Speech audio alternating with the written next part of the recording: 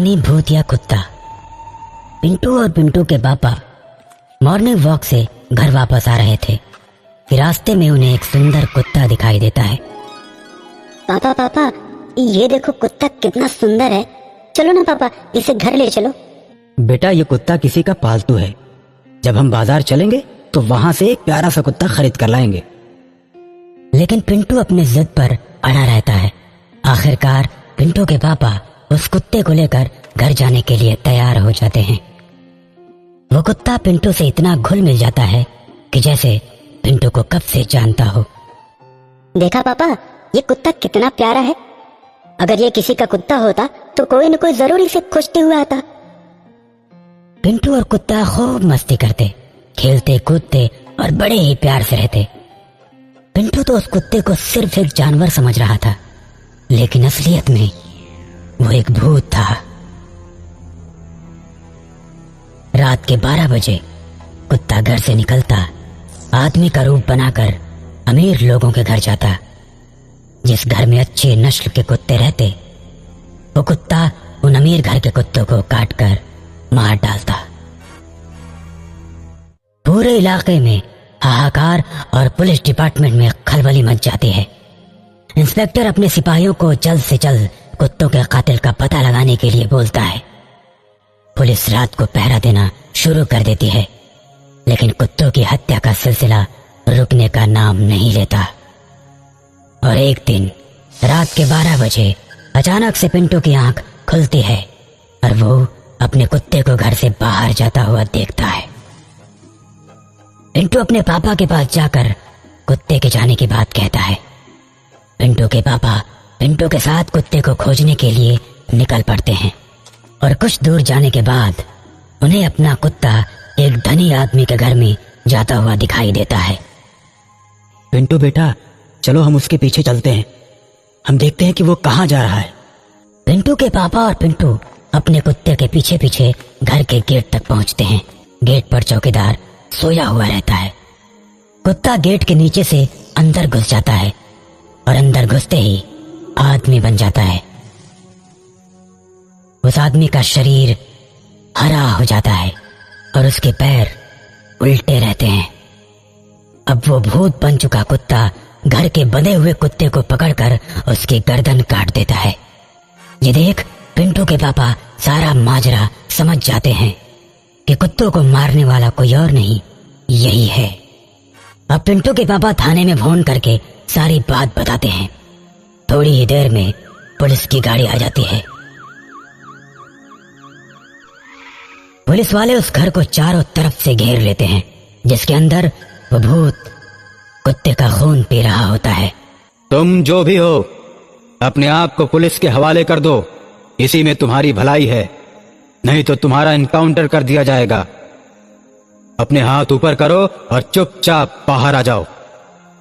Inspector के कई बार बोलने के बाद भी वो बाहर नहीं आता। अब हमारे सिपाही अंदर जा रहे हैं और तुम्हारा एनकाउंटर करेंगे। इतना कहकर इंस्पेक्टर सिपाहियों को आदेश देता है और सिपाही गेट के अंदर घुस जाते हैं और देखते हैं कि सामने वो आदमी खड़ा है जिसने कुत्ते को मारा। उसके मुंह पर खून ही खून लगा हुआ है। सिपाही उसकी तरफ बंदूक तान देता है, लेकिन जब उसकी नजर उस आदमी के पैरों पर पड़ती है तो वो डर जाता है। भाई इसके तो पैर उल्टे हैं, ये कोई इंसान नहीं, ये भूत है भूत। इस पर किसी गोली का असर नहीं होगा, चलो यहाँ से चलते हैं। मेरा कोई भूत वूत नहीं होता, अभी मैं इसको मौत के घाट उतारता हूँ। ओए हत्यारे, मरने के लिए तैयार हो जा। तू दूसरों को तो नकली उल्टे पैर लगाकर डरा सकता है, लेकिन मुझे नहीं। इतना कहकर वो सिपाही गोली चला देता है, लेकिन ये क्या, गोली तो उस हत्यारे के आर पार हो जाती है। देखा, मैंने बोला था ना ये भूत ही है। अब तो मानेगा ना मेरी बात, चल भाग चल यहाँ से। इतना कहकर सिपाही भागने लगते हैं, लेकिन भाग नहीं पाते, उनके पैर जाम हो चुके हैं। पहला सिपाही अब समझ जाता है कि उनका मरना निश्चित है। दूसरा सिपाही अभी भी भूत पर गोली चलाता है और इतने में वो भूत आकर सामने खड़ा हो जाता है और दूसरे सिपाही की गर्दन काट देता है। अपने साथी सिपाही की गर्दन कटता देख पहला सिपाही और भी डर जाता है। धीरे धीरे वो भूत पहले सिपाही को छोड़कर सभी सिपाहियों की गर्दन काट देता है और अंत में बचे हुए सिपाही के पास पहुंचता है। मैंने तुझे इसलिए नहीं मारा क्योंकि तुझे मेरे बारे में पता चल गया था और तू बार बार यहां से जाने के लिए बोल रहा था। मुझे मेरे काम में रुकावट डालने वाले पसंद नहीं। तूने अपने साथियों को समझाया लेकिन किसी ने तेरी बात नहीं मानी और सबको मैंने मार डाला। अब बता तेरी क्या मदद कर सकता हूं? तुम इतने ही अच्छे हो तो हत्या करना छोड़ क्यों नहीं देते? मैं किसी को मारना नहीं चाहता था। मैं तो केवल बड़े घर के कुत्तों को मारना चाहता था। तुम बड़े घर के कुत्तों को क्यों मारना चाहते थे? उन कुत्तों ने तुम्हारा क्या बिगाड़ा है? जब मैं जिंदा था तो मेरे पास विदेशी नस्ल के कुत्ते रहते थे और मैं उनके बच्चों को बेचकर अपना व्यवसाय चलाता था।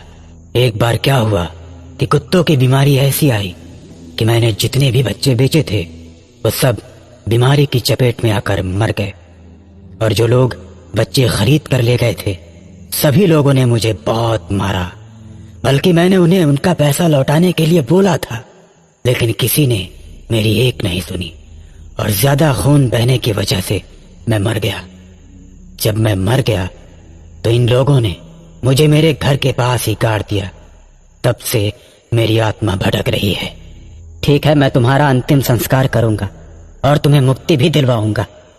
इतना कहकर सिपाही भूत के घर जाता है और जमीन खोदकर उसके कंकाल को निकालकर उसका अंतिम संस्कार कर देता है।